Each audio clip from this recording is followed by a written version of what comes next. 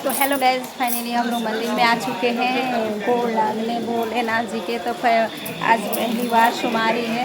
इतना ना बारिश हुआ है कि क्या बताएं। हम लोग छाता लेकर आए।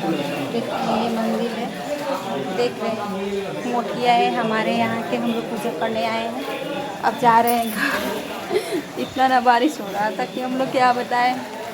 देख रहे हैं हम लोग छाता लेकर पूजा करने आए हैं। देख सकते हैं हमारे यहाँ का देख रहे हैं कितना बारिश हो रहा है। बहुत ज़्यादा बारिश हो रहा है। हम लोग बारिश में आए हैं पूजा करने। आज फर्स्ट सावन का पहला दिन है, सोमवारी। तो हम लोग शंकर जी को जल देने आए थे छाता ओढ़कर। देख सकते हैं कितना लोग हैं। देख रहे हैं बहुत लोग हैं, बहुत लोग पूजा करने आए हैं। हम लोग पूजा करने आए थे, अब हम लोग को पूजा हो गया। अब जा रहे हैं, नहाते नहाते जाएंगे। शंकर जी खुश है आज।